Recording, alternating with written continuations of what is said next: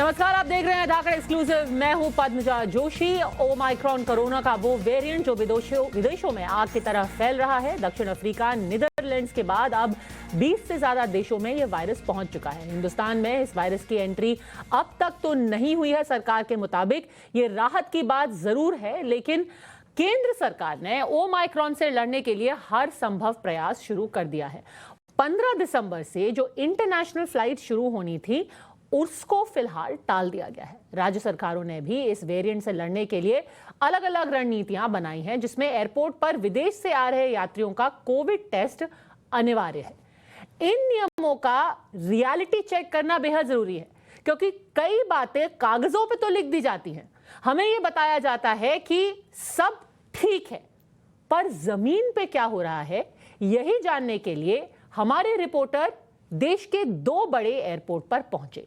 लेकिन वहां जाकर जो उन्होंने देखा और जो उन्हें पता चला, उससे ओमाइक्रॉन को हिंदुस्तान में आने से रोकना बेहद मुश्किल हो जाएगा। सबका तो नहीं किया, लेकिन हमारा नहीं किया, मुझे और दूसरे लोगों का नहीं मालूम, लेकिन नहीं हुआ है दुबई में आते वक्त। Very dependent on us because we have already done the COVID testing back in international arrivals. That is the reason. No quarantine, no COVID test, nothing.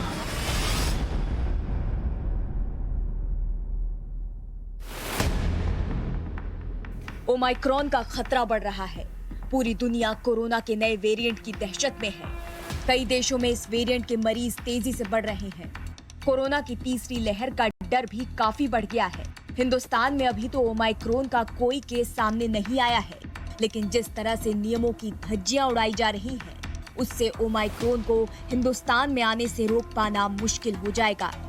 Omicron के खिलाफ जंग में बेंगलुरु सरकार ने रणनीति बनाई है कि विदेश से आने वाले हर यात्री का एयरपोर्ट पर कोविड टेस्ट किया जाएगा। सरकार ने नियम बना दिए, लेकिन इन नियमों का पालन हो रहा है या नहीं, ये जानने के लिए टाइम्स नाउ नव भारत के संवाददाता दीपक बेंगलुरु एयरपोर्ट पहुंचे, जहां दुबई से आए कई यात्री उन्हें मिले, जिन्होंने साफ कहा कि दुबई में तो हमारा कोविड टेस्ट हुआ, लेकिन बेंगलुरु में उनका कोई कोविड टेस्ट नहीं हुआ। बस दुबई की रिपोर्ट के आधार पर उन्हें एयरपोर्ट से बाहर जाने दिया। The swab test is not, I mean, like, I've been heard, like, I have to come back and I have to do a swab test again over here. I think they have been, like, very dependent on us because we have already done the COVID testing back in international arrival. That is the reason. When you come here on arrival, Okay. they ask you for your Air Suvida form, and Okay. also you have to submit your RT-PCR result. Okay. You give the documents to them, Okay. and then you just leave. Did any of the officials here ask you to quarantine or anything? No, like no, that? nothing of that sort. No quarantine, no COVID test, nothing. आपने इन यात्रियों के बयान को सुना, जिससे साफ हुआ है कि ओमाइक्रॉन के खिलाफ जंग के लिए प्लानिंग हो रही है। नियम भी बनाए जा रहे हैं, लेकिन ग्राउंड पर उन्हें लागू नहीं किया जा रहा। तो ऐसे में आप खुद सोचिए कि कैसे हिंदुस्तान ओमाइक्रॉन से बचेगा। वैसे ढिलाई विदेश से आए यात्रियों के लिए ही नहीं, डोमेस्टिक यात्रियों के लिए भी कोई रूल फॉलो नहीं किया जा रहा है। न उनसे वैक्सीनेशन का अपडेट लिया जा रहा है और न ही कोविड वैक्सीनेशन का सर्टिफिकेट देखा जा रहा है। No, they didn't check for RT-PCR or the COVID certificates Okay. at the airports. Yeah. They didn't ask us for our vaccination status or any tests or anything like that. अभी तो हमने आपको Bengaluru airport का हाल दिखाया। अब देश की राजधानी दिल्ली की बात करते हैं, जहां हजारों की संख्या में विदेशी नागरिक आते हैं, जो यात्री ट्रैवल के लिए एयरपोर्ट के अंदर जा रहे हैं। उनकी तो जांच हो रही है, लेकिन यहाँ भी विदेश से आ रहे यात्रियों का कोई कोविड टेस्ट नहीं किया जा रहा। आप भी सुनिए दुबई से आए एक यात्री का बयान। सबका तो नहीं किया, लेकिन हमारा नहीं किया, मुझे और दूसरे लोगों का नहीं मालूम, लेकिन नहीं हुआ है दुबई में आते वक्त। यहाँ पे नहीं हुआ है, यहाँ पर नहीं हुआ है। देश के 2 बड़े एयरपोर्ट्स का हाल हमने आपको दिखाया। हमने आपको दिखाया कि कैसे केंद्र सरकार और राज्य सरकारों ने ओमाइक्रॉन के खतरे को देखते हुए आदेश तो जारी कर दिया है, लेकिन इसे लागू अब तक नहीं किया गया है। और अगर ऐसे ही नियमों को नजरअंदाज किया गया, तो फिर ओमाइक्रॉन से बचाव बेहद मुश्किल हो जाएगा। ब्यूरो रिपोर्ट, टाइम्स नाउ नव भारत। तो अभी आपने असलियत देख ली, अब आपको ये भी बता देते हैं कि नियम क्या बनाए गए थे और कैसे, फिर आप खुद से समझ जाएंगे कि नियम और असलियत में कितना फासला है, कितनी यहां पर नियमों की धज्जियां उड़ाई जा रही हैं। तो दो मुख्य एयरपोर्ट जिनका जायजा हमने लिया, पहले वहां पर कौन से ऐसे नियम हैं जिनका पालन किया जाना चाहिए था, देखिए सिलसिलेवार तरीके से। सबसे पहले बात करते हैं कि कर्नाटक सरकार की क्या तैयारी है, क्या उन्होंने आदेश जारी किए थे। विदेश से आने वाले हर यात्री के लिए कोविड टेस्ट अनिवार्य है। अभी आपने कैमरे पे सुना, 4 अलग लोगों से हमने पूछा कोविड टेस्ट हुआ, उन्होंने कुछ नहीं हुआ, हमसे कागज लिए हमें रवाना कर दिया। कोविड टेस्ट अनिवार्य है, नहीं किया गया। टेस्ट रिपोर्ट नेगेटिव आने पर यात्री घर जा सकते हैं, यानी कि रिपोर्ट, पहले तो आपका टेस्ट होना चाहिए, जब रिपोर्ट आएगी उसके बाद ही आप घर से निकल सकते हैं। यहां पर कैमरे पे आपने देखा कैसे लोग टहलते हुए कुछ ही मिनटों में वापस घर चले गए। 7 दिन तक क्वारंटीन में रहना होगा, कोई क्वारंटीन नहीं, घर जा रहे हैं, पता भी नहीं है कि क्वारंटीन करना है, क्या पता अगले दिन दफ्तर भी चले गए होंगे। कोरोना के लक्षण होने पर 5वें दिन फिर से टेस्ट करना होगा। हमने पूछा आपको कुछ ऐसे निर्देश मिले हैं? कुछ भी नहीं। और साथ ही साथ रिपोर्ट पॉजिटिव आने पर अस्पताल में भर्ती आपको होना पड़ेगा, यानी कि 5 दिन के बाद उन्हें बोला गया है कि आप दूसरा टेस्ट कीजिए और दूसरे टेस्ट की अगर रिपोर्ट पॉजिटिव आई तो खुद को अस्पताल ले जाइए, अगर नेगेटिव आई तब भी खुद को आपको फिर कुछ वक्त के लिए और मॉनिटरिंग में रखना पड़ेगा, तब आप खुद को सुरक्षित घोषित कर सकते हैं। अस्पताल में ही इलाज कराया जाएगा उन लोगों का जिनकी रिपोर्ट 5 दिन के बाद पॉजिटिव आती है। तो ये है सारे नियम की बात हो गई। अब एक नजर डालते हैं कि दिल्ली की क्या हालत है। कर्नाटक में एक और चीज, ओमाइक्रॉन की पुष्टि होने पर आपको अस्पताल भेज दिया जाएगा। अब दिल्ली की बात करते हैं। कल ही हमने आपको अरविंद केजरीवाल की बात भी सुनाई थी, वो मीडिया के सामने आए थे, उन्होंने कहा था हम पूरी तैयारी कर चुके हैं, ये हमारे नियम है। अब आपको दिखाते हैं क्या क्या नियम है जिनकी धज्जियां उड़ाई जा रही हैं। हाई रिस्क वाले देशों से यात्रियों का कोविड टेस्ट कराना अनिवार्य है, साथ ही साथ एयरपोर्ट पर ही कोविड टेस्ट कराया जाएगा। रिपोर्ट पॉजिटिव आने पर जीनोम सीक्वेंसिंग के लिए, यानी कि आपका एक सैंपल लेकर के उसको जीनोम सीक्वेंसिंग के लिए भेज दिया जाएगा। रिपोर्ट पॉजिटिव आने पर जीनोम सीक्वेंसिंग होगी, उसके बाद अगर रिपोर्ट आपकी नेगेटिव आई तभी आप घर जा सकते हैं और उसके बाद भी आपको थोड़े वक्त के लिए ऑब्जर्वेशन पर रहना पड़ेगा। दिल्ली एयरपोर्ट पर अनुज मिश्रा खड़े हैं, क्या वहां पर कोविड टेस्ट कराया जा रहा है अनुज? क्योंकि बेंगलुरु में हमने देखा भारी मात्रा में लोग विदेश से वापस लौट रहे हैं, वहां तो कम ही है जिनको कोविड टेस्ट कराना तो दूर पता भी होगा। दिल्ली की क्या हालत है?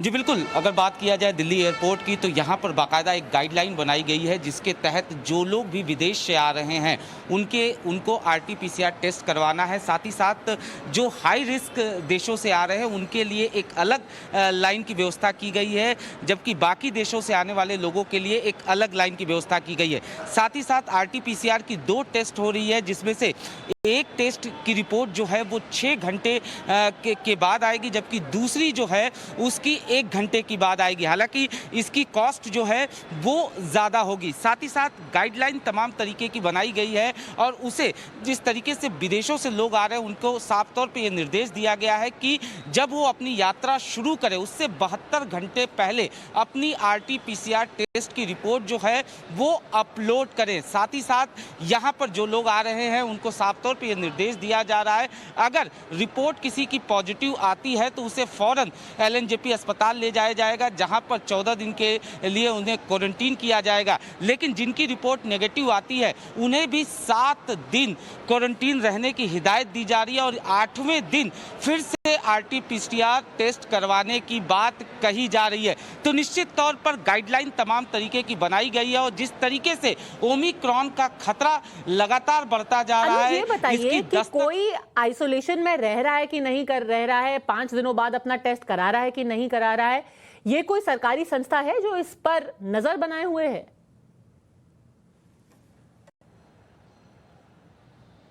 जी बिल्कुल, अगर ये अपने आप में ये सवाल बेहद लाजमी है, क्योंकि इसके लिए बाकायदा आप गाइडलाइन देने के बाद और ये निर्देश देने के बाद जिन लोगों को ये कह रहे हैं कि वहाँ पर वो जाएं और 7 दिन तक क्वारंटीन रहे, उसके बाद 8वें दिन ये टेस्ट कराएं, लेकिन इसको चेक कौन कर रहा है? हालांकि दिल्ली सरकार की तरफ से ये कहा जा रहा है, दिल्ली सरकार की तरफ से तमाम गाइडलाइन बनाई जा रही हैं। साथ ही साथ स्वास्थ्य मंत्रालय की तरफ से भी तमाम गाइडलाइन बनाई गई है। लेकिन ऐसे लोगों को जो कि विदेश से आ रहे हैं, विदेश से आने के बाद उन्हें ये निर्देश दिया जा रहा है कि वो 7 दिन क्वारंटीन रहे, 8वें दिन टेस्ट कराए। लेकिन इसके लिए पर्टिकुलर कौन एजेंसी है जो कि ये देख रही है, ये चेक कर रही है कि क्या वो वाकई में 7 दिन क्वारंटीन है, 8वें दिन क्या वो RT-PCR टेस्ट करवा रहे हैं। तो ये तमाम चीजें जो हैं फिलहाल इस चीज को देखा जा रहा है। हालांकि स्वास्थ्य मंत्रालय की तरफ से ये कहा गया है कि 100 टके का सवाल है अनुज, क्योंकि सारे नियम, सारी जानकारी, सारे कागज पत्र तो हम बता देते हैं, पर इस पर नजर कौन रख रहा है, इसको फॉलो अप कौन कर रहा है,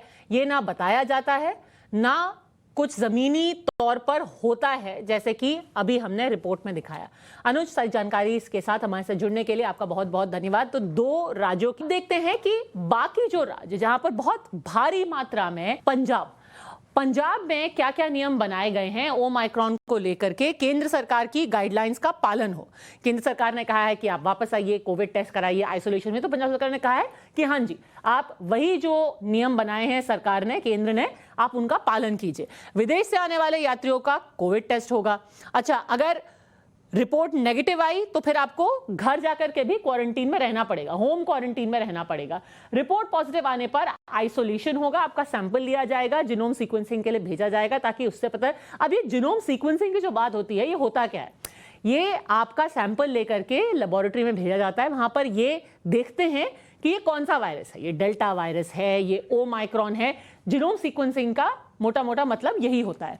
रिपोर्ट पॉजिटिव आएगी, जीनोम सीक्वेंसिंग होगा। उत्तर प्रदेश सरकार ने कहा है एयरपोर्ट के बाद बस, रेलवे स्टेशन पर भी RT-PCR टेस्ट होंगे। तो सिर्फ एयरपोर्ट ही नहीं, बाकी भी जो बस अड्डे हैं, आपके रेलवे स्टेशन है, वहां पर भी टेस्ट लगातार करेंगे। वो इंटरस्टेट कनेक्टिविटी वाले बस स्टेशन पर जांच केंद्र बना दिया जाएगा। बिना टेस्ट किसी यात्री की यूपी में एंट्री ही नहीं होने देंगे। अब यानी कि यूपी में आना है तो टेस्ट कराना है, जीनोम सीक्वेंसिंग की स्पीड बढ़ाई जाए, ऐसा बोला है योगी आदित्यनाथ की सरकार ने। मास्क अनिवार्य है, कोविड प्रोटोकॉल का कड़ाई से पालन किया जाए। अभी जितना कर्फ्यू की बात है, नाइट कर्फ्यू, उस पर कुछ अभी नए आदेश नहीं आए हैं, तो नाइट कर्फ्यू जस का तस बना हुआ है, पहले की तरह रिलैक्स रखा गया है। पर अब जो सोशल डिस्टेंसिंग है उसका कड़ाई से पालन करवाया जाएगा। केरला, हाई रिस्क देशों के यात्रियों को 14 दिन की क्वारंटीन में रखा जाएगा। मतलब आप वापस आएंगे तो क्वारंटीन में रहना ही पड़ेगा, भले से ही आपका रिजल्ट पॉजिटिव हो या नेगेटिव हो। 8वें दिन एक बार फिर से टेस्ट होगा। पहले तो पहुंचते ही टेस्ट होगा, फिर आने के 1 हफ्ते बाद फिर से टेस्ट कराया जाएगा, अगर आप हाई रिस्क देशों से आए हैं तो। रिपोर्ट आने के बाद भी 7 दिन का क्वारंटीन, यानी कि अगर पॉजिटिव हुई तब तो अस्पताल जाएंगे, नेगेटिव हुई तो भी 8वें दिन के बाद आपको टेस्ट कराना पड़ेगा और क्वारंटीन में आपको रहना पड़ेगा। रिपोर्ट पॉजिटिव आने पर जाहिर सी बात है कि सरकारी केंद्रों पर आपका इलाज होगा। तो ये सारे नियम हमने आपको बता दिए। पर जैसा कि हमने शुरुआत में ही कहा, सबसे जरूरी बात यह होती है कि नियमों का पालन कौन कर रहा है और कौन उस पर नजर बनाए रखे हैं, कौन ये देख रहा है कि कोई नियम तो नहीं तोड़े जा रहे। इसीलिए अगर कहीं पे भी कोताही होती है तो हम वो रिपोर्ट आप तक लाएंगे धाकड़ एक्सक्लूसिव पर। अब बात करते हैं बिहार से। एक बहुत बड़ी जो एक खबर आ रही है, उत्तराखंड में मंदिरों से सरकार का दखल खत्म हो गया। कल उन्होंने जो कानून लाया था 2 साल पहले, उसको वापस ले लिया। उत्तराखंड सरकार ने धार्मिक न्यास को भंग भी कर दिया। अब बिहार में विवाद शुरू हो गया है। विवाद निजी मंदिरों को सार्वजनिक श्रेणी में लाने का है। अब आपको पूरा मामला समझाती हूँ।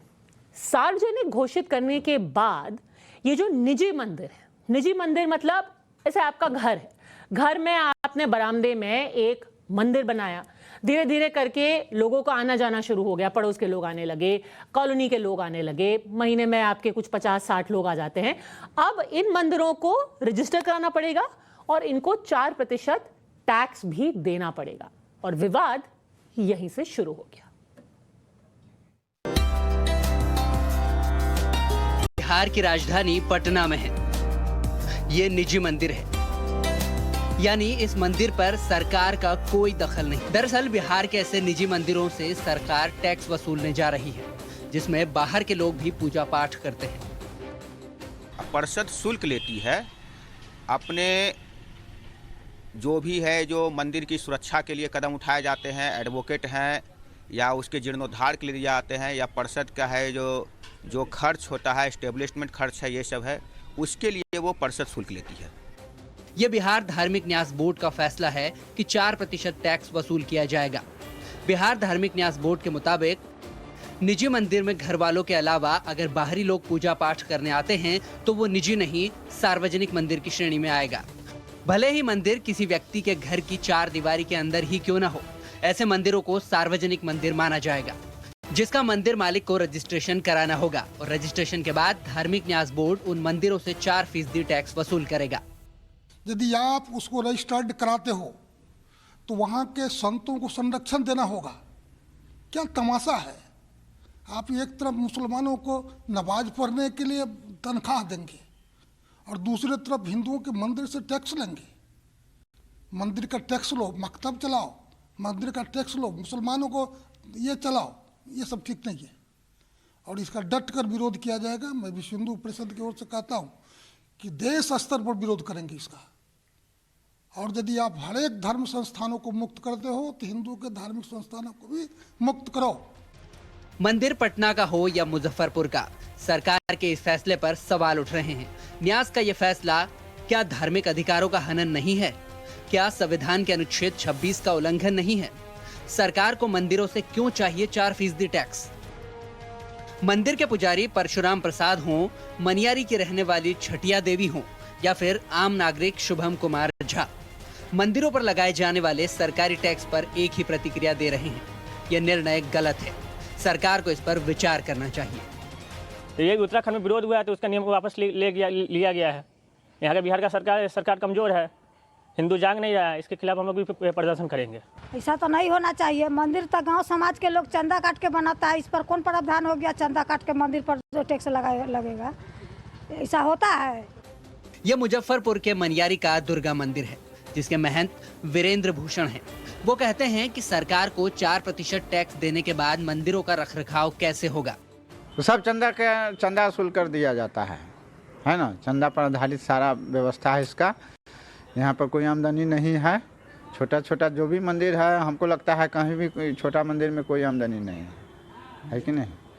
इसलिए सारा चंदे पर, सब जगह छोटा मंदिर में सब जगह चंदे पर आधारित है, इसलिए सरकार को इस पर पुनर्विचार करना चाहिए। बिहार धार्मिक न्यास बोर्ड के तहत 4602 निजी मंदिर रजिस्टर्ड हैं। अब बोर्ड ने बाकी बचे करीब 10,000 मंदिरों से रजिस्ट्रेशन कराने को कहा है, ताकि उन 10,000 मंदिरों से 4% का टैक्स वसूला जा सके। न्यास के इस फैसले से आम नागरिक परेशान हैं, तो इस मुद्दे ने अब सियासी लोगों को सियासत का मौका भी दे दिया है।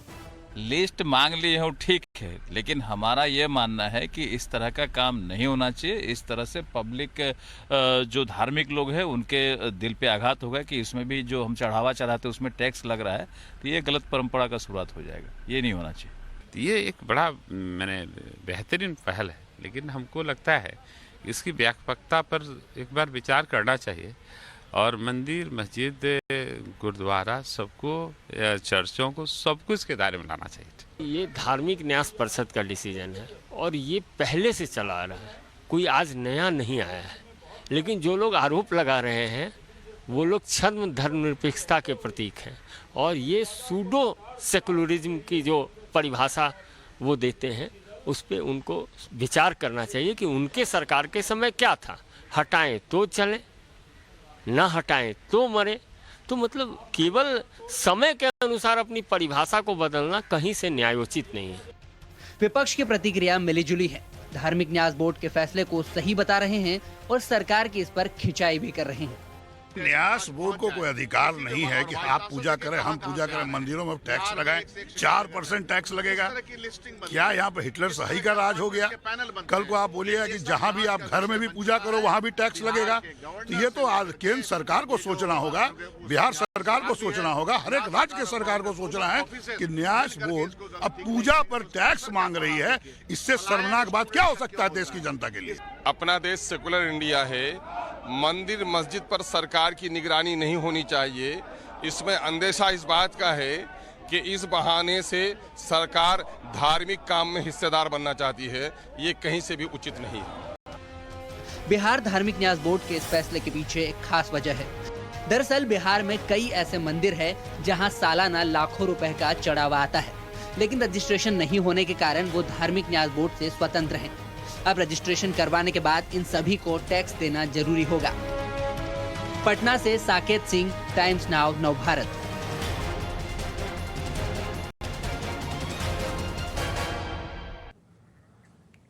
तो ये सिर्फ एक ही धर्म की स्वतंत्रता के ऊपर आघात नहीं है, क्योंकि हमारा संविधान धार्मिक स्वतंत्रता के बारे में बहुत साफ शब्दों में बात करता है। तो धार्मिक स्वतंत्रता के बारे में संविधान में क्या क्या प्रावधान है, पहले आप ये समझ लीजिए। संविधान का अनुच्छेद 26 धर्म से जुड़े कार्यों के प्रबंधन और धार्मिक संस्थाओं के पोषण से संबंधित है। अब अनुच्छेद 26 में सभी धर्मों के नागरिकों को कुछ अधिकार दिए गए हैं। क्या है वो अधिकार?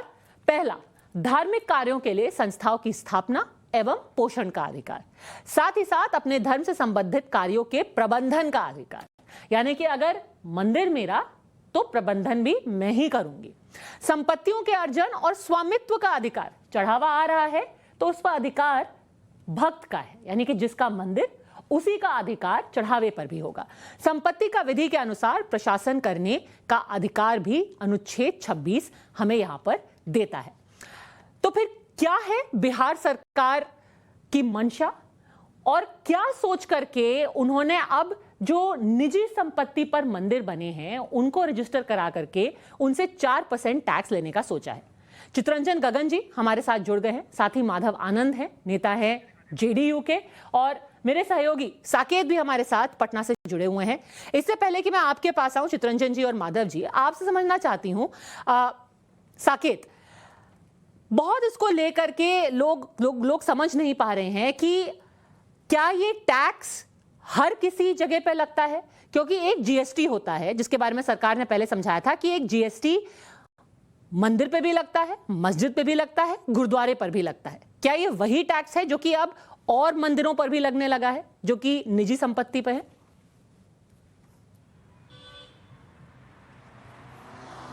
देखिए, अभी तक ये टैक्स मंदिरों पर नहीं लगता था। ये खास करके जो निजी मंदिर है, जो लगभग 10,000 के आसपास है, आंकड़ा जो धार्मिक न्यास बोर्ड है वो बता रहा है कि लगभग 10,000 ऐसे मंदिर बिहार में है जो रजिस्टर्ड नहीं है, यानी उस पर टैक्स अब तक नहीं लगता था।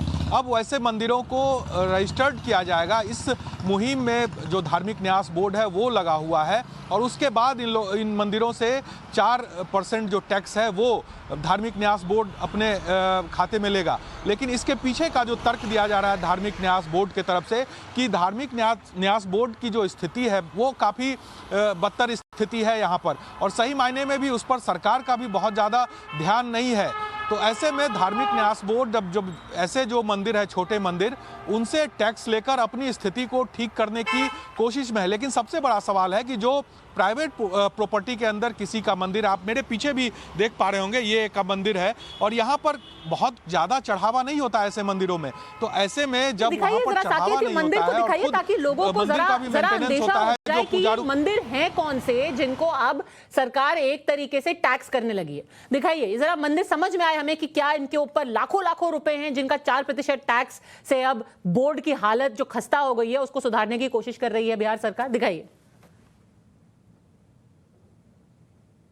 देखिए, बिल्कुल, आप देखिए मेरे पीछे ये मंदिर है, ये छोटा सा मंदिर है, सड़क किनारे जो मंदिर है, लोग आते हैं यहाँ पर पूजा पाठ करते हैं, लेकिन ऐसे मंदिरों को बहुत ज़्यादा पैसे नहीं मिलते हैं और इसी में मंदिर का जो कह सकते हैं मेंटेनेंस वो पूरा होता है। जो पुजारी यहाँ पर 24 घंटे रहते हैं, साफ सफाई का मामला है, तमाम चीज़ें, बिजली का बिल होता है, ये सभी चीज़ें होती है जो कि थोड़ी बहुत जो लोग थोड़ा बहुत जो चढ़ावा यहाँ पर देते हैं उससे वो मेंटेन होता है। ऐसे में अब लोगों का जो कहना है, जो छोटे मंदिर हैं, जो प्राइवेट प्रॉपर्टी के अंदर है, उन लोगों का कहना है कि अगर इसमें से भी हम 4% टैक्स अगर सरकार को या बोर्ड को देते हैं तो फिर मेंटेनेंस जो है मंदिर का वो कैसे होगा। और ये सवाल लाजमी है इन मंदिरों का। लगभग हमारे साथ रहिए, यही सवाल में उपेंद्र नारायण जी भी हैं, पूर्व चेयरमैन है स्टेट बोर्ड रिलीजियस ट्रस्ट के, वो भी हमारे साथ जुड़ गए हैं। आपको ये जो सरकार बता रही है वो तर्कसंगत लगता है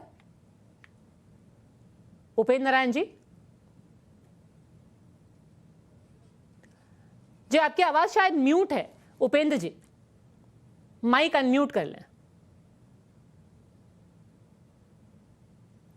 चलिए थोड़ी परेशानी आ रही है वहां पर। क्या सोचा माधव आनंद जी, क्या सोच के किया? मंदिर ही मिले थे?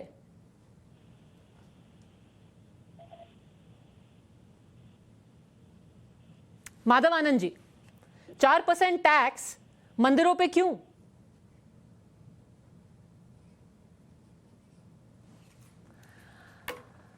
आप भी शायद अपना माइक म्यूट पे रखे हुए हैं माधव जी, क्या आप अपना माइक थोड़ा ठीक कर देंगे?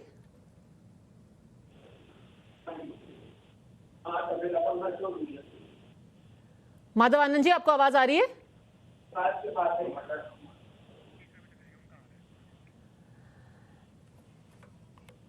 चलिए विद्यार्थी जी, अब आपको आवाज आ रही है? आपको लगता है ये तर्क संगत है जो बात कही जा रही है?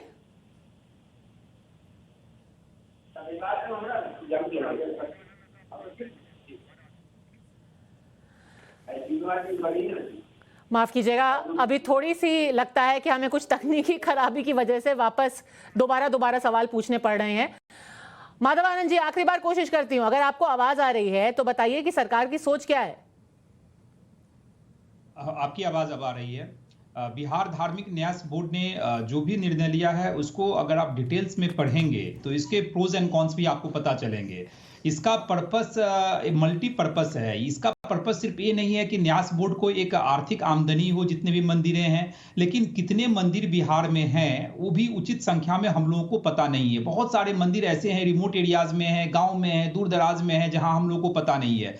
अगर उसका रजिस्ट्रेशन होता है, और जहां तक 4% टैक्स की बात नहीं है, आपकी अगर आय कुछ भी नहीं है, सपोज आपने कुछ भी इनकम नहीं किया तो उस पर क्या टैक्स लगेगा। लेकिन अगर आपकी इनकम हो रही है, आप रजिस्टर्ड, अगर आपकी संस्था है, आपका मंदिर रजिस्टर्ड है, तो मुझे लगता है इसमें कोई बुराई नहीं है और इसको यानी व्यापक रूप से देखने की आवश्यकता है। इस पे राजनीति हो, मुझे नहीं लगता है कि ये सब राजनीति का मुद्दा है और राजनीति इस पे होनी चाहिए।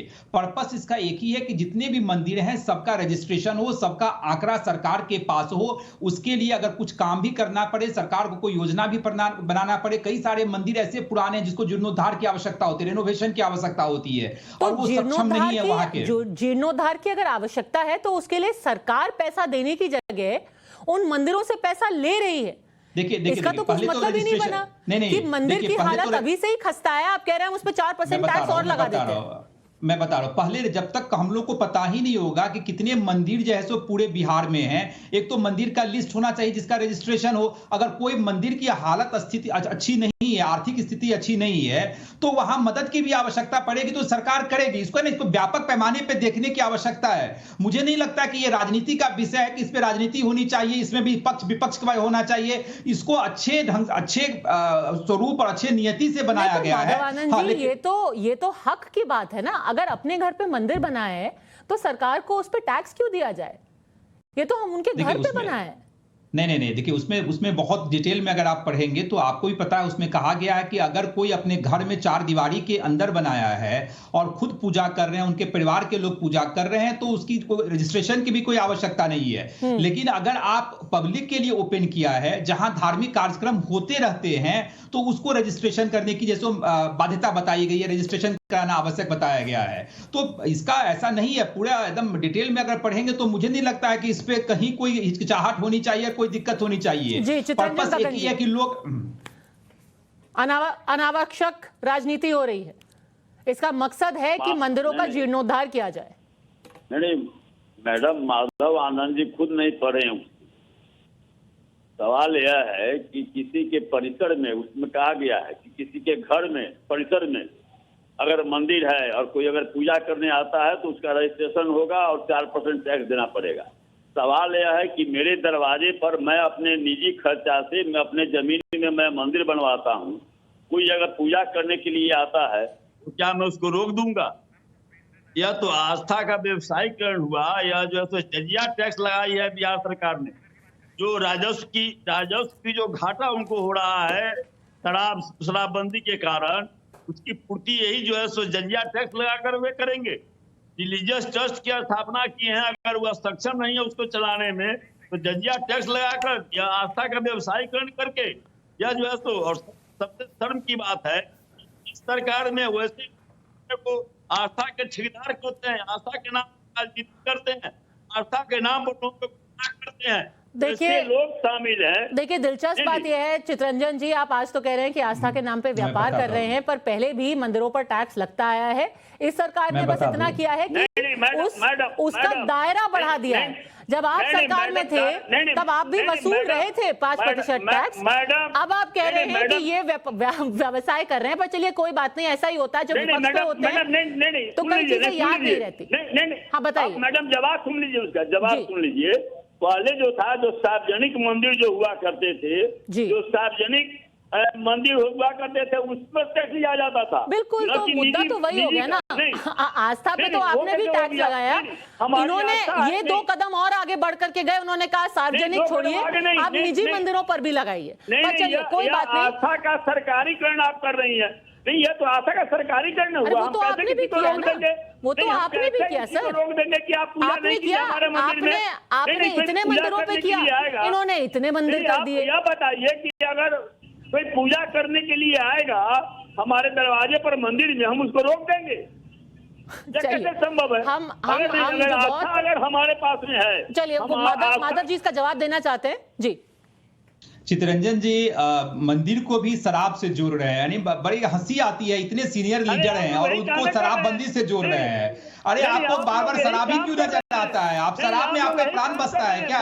आप चाहते हैं कि आप शराब पिए, शराबबंदी समाप्त हो जाए बिहार में? क्या मंदिर की तुलना शराब से कर रहे हैं? मंदिर की तुलना जो है आप मदिरा से कर रहे हैं? किस तरह की बातचीत कर रहे हैं आप इतने सीनियर लीडर हैं? टीवी की तू में फंस जाए, इससे पहले आप दोनों का धन्यवाद मैं करना चाहती हूँ। मकसद हमारा सिर्फ इतना था, ये लोगों को चेताने का कि देखिए सरकार लगातार आस्था से टैक्स वसूल रही है। अब कौन सी पार्टी कितना टैक्स ले रही है ये हमने आपको बता दिया, आगे फैसला आपका है। और अब उत्तर प्रदेश से चुनावी एक्सक्लूसिव। समाजवादी पार्टी के अध्यक्ष अखिलेश यादव आज मिशन बुंदेलखंड पर निकले। अपने 3 दिन के दौरे के पहले दिन उन्होंने आज बांदा से महोबा के बीच चुनावी रथ पर सवारी की। बांदा में चुनावी दौरे के पहले दिन अखिलेश बेहद आक्रामक दिखे। अखिलेश ने बीजेपी के परिवारवाद वाले बयान पर जोरदार पलटवार किया और कहा कि परिवार वाले ही परिवार को समझ सकते हैं, जिनके पास खुद का कोई परिवार ही नहीं, वो दूसरों के दर्द को क्या ही समझेंगे। इसके साथ उन्होंने असदुद्दीन ओवैसी से गठबंधन की जो तमाम अटकलें लगातार चल रही थी उन पर पूर्ण विराम लगा दिया। 2 टूक कहा कि समाजवादी पार्टी ओवैसी से कोई गठबंधन करने नहीं जा रही है। असदुद्दीन ओवैसी ने खुद टाइम्स नाउ पर यह कहा था कि वो समाजवादी पार्टी से गठबंधन के लिए तैयार हैं, लेकिन अखिलेश ने ओवैसी के गठबंधन पर नो एंट्री लगा दी है। हमारे सहयोगी आमिर हक ने अखिलेश यादव से की ये एक्सक्लूसिव बातचीत। आज न पैदावार बढ़ी है, न किसानों की आय दोगुनी हुई है। जिस तरह महंगाई बढ़ी है और डीजल पेट्रोल महंगा हुआ है, आज किसान के ऊपर संकट पैदा हो गया। न खाद मिल रही है, न कीटनाशक दवाइयाँ हैं, न डीएपी हैं। यहाँ बुंदेलखंड वो है जो नीति आयोग कह रहा है कि सबसे ज़्यादा गरीब इलाके में लोग रह रहे हैं। तो आखिरकार डबल इंजन की सरकार क्या कर रही थी? नीति आयोग भी उन्हीं का है। और अगर नीति आयोग के आंकड़े ये कहते हैं कि बुंदेलखंड में सबसे ज़्यादा गरीब लोग हैं, तो भारतीय जनता पार्टी सरकार कर क्या रही थी? अच्छा अखिलेश जी, मैंने देखा है आमतौर पे पर्सनल अटैक से परहेज करते हैं, लेकिन आज बांदा में जो जनसभा थी उसमें आपने परिवार का मुद्दा उठाया। जहां एक तरफ भाजपा के लोग आप पर परिवारवाद का आरोप लगाते हैं, आपने उठाया दूसरा मुद्दा कि जिसका परिवार नहीं वो परिवार किसी को खोने का दर्द कैसे समझे? किसकी तरफ इशारा? बांदा में एक गरीब जो ढाबे पे काम करता था, एक दबंग आदमी ने आकर के, बीजेपी का कार्यकर्ता ने आके उसको चीर दिया। क्या आज कल्पना कर सकते हो कि नशे में वो चीर दे आदमी को? इसी तरह अमन त्रिपाठी, जिसकी जो 14 साल की उम्र है, 11 तारीख को अपहरण हुआ, 12 तारीख को या 13 तारीख को उसकी डेड बॉडी मिली है। क्या सरकार कर रही है? किसान आत्महत्या कर रहा है, क्या परिवार की उनकी मदद हो रही? जिस समय लॉकडाउन हुआ, सबसे ज्यादा मजदूर बुंदेलखंड में लौट करके आए, कईयों की जान चली गई। क्या सरकार ने मदद की? अगर कोई मदद कर रहा था उस समय और आज भी, तो वो समाजवादी पार्टी है। इसीलिए मैंने कहा कि परिवार वाले ही दुख दर्द समझ सकते हैं परिवार वालों का। वो क्या दुख दर्द समझेंगे जिनके परिवार नहीं है? किसान की मदद क्यों नहीं की? मजदूर अगर वो मेहनत कर रहा था, परिवार उसका बुंदेलखंड में था, अगर उसकी जान चली गई तो परिवार की देखभाल कौन करेगा? मुझे याद है ललितपुर एक गर्भवती महिला चल करके आई थी नासिक से, उसके बेटी पैदा हुई, सरकार ने कोई मदद नहीं की। उसके बाद वो घर पहुंची, कोई मदद किया? उसकी समाजवादी पार्टी ने 1 लाख रुपए से मदद की। तो इसलिए जो दुखी हैं, जो परेशान हैं, जिनके सामने कोई आसरा नहीं है, कोई मदद कर सकता है तो सरकार मदद कर सकती है। जब सरकार को मदद करनी चाहिए तब सरकार उन्हें अनाज छोड़ रही है, इसलिए इस सवाल मैंने उठाया। जी अच्छा अखिलेश जी, अलायंसेस को लेकर बहुत बात हो रही है, तमाम छोटी पार्टियों के साथ आप कर रहे हैं। आपके सहयोगी राजभर जी, ओवैसी जी का नाम भी लेते हैं ताकि वोट बंटने ना पाए। और मैं ये केवल एक राजनीतिक तौर पर ही प्रश्न नहीं पूछ रहा हूँ, अगर कैलकुलेशंस भी देखे जाएं इलेक्शंस के तो उसमें भी शायद उनको साथ लें तो आपको फायदा हो। समाजवादी पार्टी का जो गठबंधन होना था दलों से वो लगभग पूरा हो गया। छोटे और जो क्षेत्रीय दल हैं एक आध के लिए जरूर गुंजाइश है, लेकिन लगभग गठबंधन पूरा हो गया। बहुत सारे दलों से जिनसे बातचीत हो रही है, बहुत जल्दी बातचीत पूरी होकर के हम अपना गठबंधन पूरा कर लेंगे। AIMIM के साथ नहीं होगा? मैंने पहले भी कहा कि AIMIM से कोई गठबंधन समाजवादी पार्टी का नहीं होने जा रहा। एक सवाल बस लास्ट, आज केशव मौर्य जो डिप्टी CM है कह रहे हैं कि काशी और इसके अयोध्या के बाद वहाँ मंदिरों का निर्माण हो रहा है, अब मथुरा की बारी है।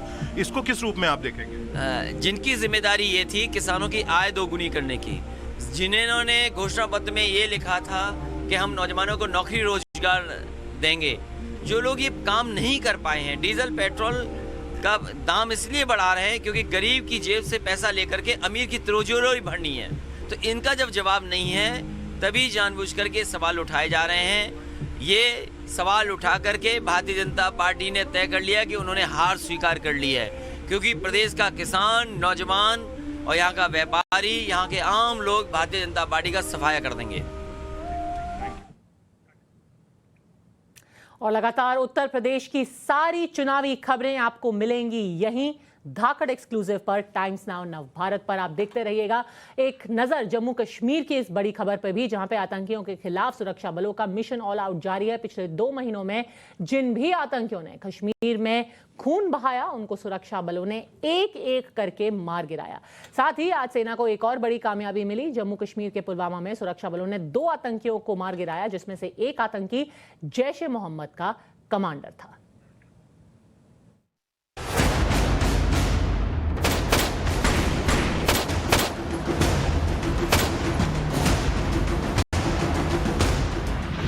आतंक को सेना का करारा जवाब।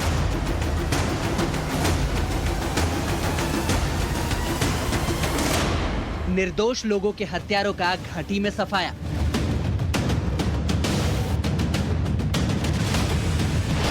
कश्मीर में आतंक मचाओगे तो सीधे ऊपर जाओगे। घाटी में आज 2 और आतंकियों का सफाया।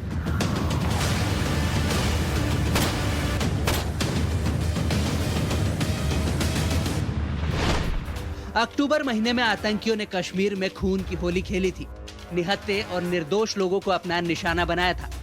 कश्मीर की शांति पर एक बार फिर ग्रहण लगाया था, लेकिन अब इन कायर आतंकियों को मिल रही है इनके पाप की सजा।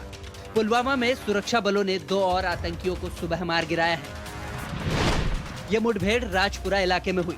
मारे गए आतंकियों में से एक जैश-ए-मोहम्मद का कमांडर था, जबकि दूसरा विदेशी आतंकी। जैश-ए-मोहम्मद का टॉप कमांडर यासीर IED बनाने में एक्सपर्ट था। ये दोनों कई गंभीर आतंकी घटनाओं को अंजाम दे चुके थे। इससे पहले कश्मीर में अक्टूबर-नवंबर महीने में आतंकियों ने अलग अलग हमलों में 15 लोगों की हत्या कर दी थी, और अब इन लोगों के हत्यारों को सेना ने मौत के घाट उतार दिया है। सेना ने पिछले 2 महीनों में कुल 12 आतंकियों का सफाया किया है। सुरक्षा बलों ने पाकिस्तान स्पॉन्सर टेररिज्म के खिलाफ मुहिम तेज कर ली है। पिछले 1 महीने में 12 के करीब आतंकवादी मार गिराए। आज सुबह 2 आतंकवादियों को पुलवामा के इलाके में ढेर कर दिया गया, जिनमें से एक पाकिस्तानी कमांडर था और दूसरा IED लगाने में और बनाने में एक्सपर्ट था। लगातार कोशिश की जा रही है कि किसी तरीके से यहाँ पे अमन और शांति लाई जाए। एक रणनीति तैयार की गई है, जिस रणनीति के तहत जो भी कोई आतंकवादी टारगेट किलिंग में मुलविस होगा उसे बख्शा नहीं जाएगा। सेना का मैसेज साफ है कि निर्दोष लोगों की हत्या कर ये आतंकी भाग तो सकते हैं, लेकिन सुरक्षा बलों की नजरों से छुपना नामुमकिन है। सेना के एक्शन में मारे गए आतंकियों की लिस्ट काफी लंबी है। और वैसे भी जम्मू कश्मीर के उपराज्यपाल मनोज सिन्हा पहले ही ये ऐलान कर चुके हैं कि 2023 के अंत तक कश्मीर आतंक मुक्त हो जाएगा। कानून व्यवस्था को लेकर के एक निश्चित रूप से कई लोगों को चिंता रहती है। उन्होंने बताया कि जम्मू नहीं, मैं आपसे कहना चाहता हूं कि अब स्थितियां काफी बदल गई हैं। कुछ लोग कोशिश कर रहे हैं लेकिन हम आपको भरोसा देना चाहते हैं कि 2 वर्ष बाद जम्मू कश्मीर में आतंकवाद कहीं देखने को नहीं मिलेगा। इस दिशा में भारत सरकार काम कर रही है। आतंकियों के इन कायराना हमलों से स्थानीय लोग भी काफी परेशान हो चुके हैं। स्थानीय लोगों ने ही सुरक्षा बलों को इन आतंकियों की लोकेशन बताने में मदद की थी। आतंकियों के आतंक ने अक्टूबर और नवंबर के महीने में जो नापाक साजिश की थी, उसकी उन्हें अब सजा मिल रही है। ऐसे में अब ये आतंकी कश्मीर में दोबारा आतंक फैलाने से पहले 10 बार जरूर सोचेंगे।